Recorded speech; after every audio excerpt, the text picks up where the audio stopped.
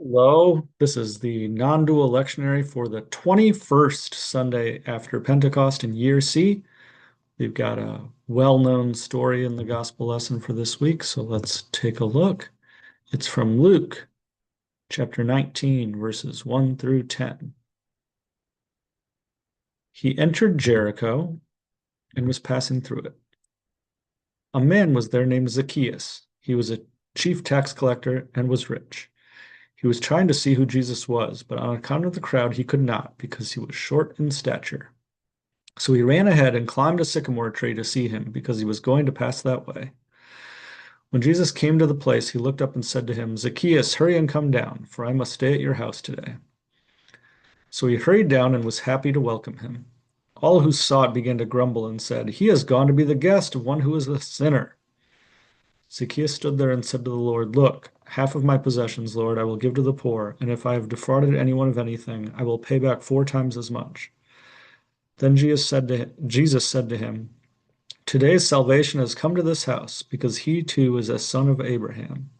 For the Son of Man came to seek out and to save the lost. So, like I said, well-known story. If you went to Sunday school and church, Zacchaeus and the wee little man who climbed the tree. Um, as far as taking a step back here, right? We've got Jesus, manifesting in my like living out his realization, his recognition here. And the first thing that I think jumps out here is just nobody, nobody's outside, right? What's going on here? So, Zacchaeus, he's a rich man, he's a tax collector, he's a sinner. These are all the things that none of that's a barrier. Nothing can be a barrier, right? If non-dual really means non-dual, and I mean I know the word is just so messy to itself, but if it really that if it means anything, it does mean, right? Like nothing on the outside.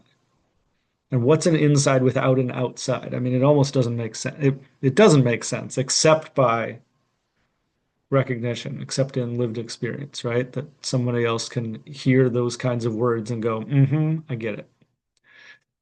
So that's the first thing that I think jumps out from this story, right? And it's a good to me like counterbalance to some of the other stories are illustrating different things. Either Jesus as teacher is illustrating something different, where a rich man is, like he's not going to get there, right? And it's easy to kind of parse through these things, but the rich man who, go away, sell everything, and the rich man goes away sad because he had many possessions, right? It's easy to parse those and go, oh, the key here is Zacchaeus says he's going to sell his things, right?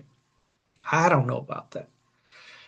And what I mean by that is in what Jesus is recognizing here, right, that nobody is outside. He sees this person, um, and I'm going to parse a little bit, not parse. I'm gonna riff a little bit on something I think I see here, which is what he recognizes in Zacchaeus is somebody who is looking, somebody who's paying attention in a way, right? Somebody who says, I see something here, right?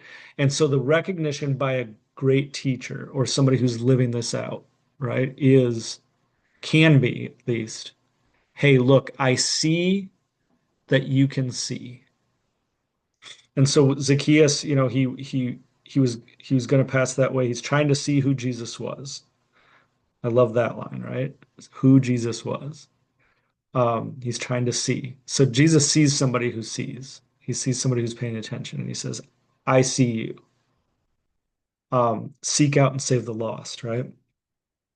And so Zacchaeus's response to me, I don't think is, "Oh, if I do these things, then I'll get in your good graces." Right? It's actually just a response to seeing what Jesus brings and Jesus seeing it back in him, right? Meister Eckhart, the eye with which I see God is the same eye with which God sees me. There's something going on there, right? And so give half my possessions if I've defrauded anyone, it's just the recognition, it's the response to seeing and being seen there.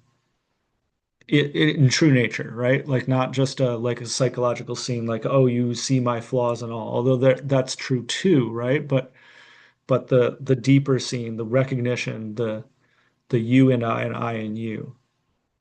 And then, what Jesus confirms at the end there, right, is he's a son of Abraham, right? I've come to seek the lost. He's a son of Abraham too. Salvation's come to this house. All of these things to me are the statements in the Hebrew context, in this context, with that cultural background of nothing's outside, right? Child of God too. As Alan Watts said, the part of the impetus for this whole project that I'm doing, right, is Jesus came, recognized that he was a son of God, and to show, and in that recognition, to show that everyone else is a child of God too, right? So right here, son of Abraham. I mean, it's pretty explicit right there, right? But Jesus saying, I'm a child of God, and what I can recognize as part of that recognition in myself is that you are too. And that as a teacher, then I can evoke that recognition in yourself, maybe if you're ready to see. And what we have here is a story where Zacchaeus sees, and he's trying to see, he's climbing to see. He's somebody who I think that's the recognition here is like the glimmer of recognition that Jesus sees, and then the evoking of a more full recognition. So a pretty cool little thing, I think. That sort of Sunday school story, um, and the little rhyme that you learn and all of that. But what we have in the end here is Jesus going like, look, I see you. I see that you see, right? I see what is right here. And by pointing that out and just living into what is that right then, right? It allows this to come out. So, I mean, I think again, like as always, what we can see in these stories, right, um, is the same thing that I think Jesus sees in everybody, and that's the whole idea of a non-dual lectionary idea,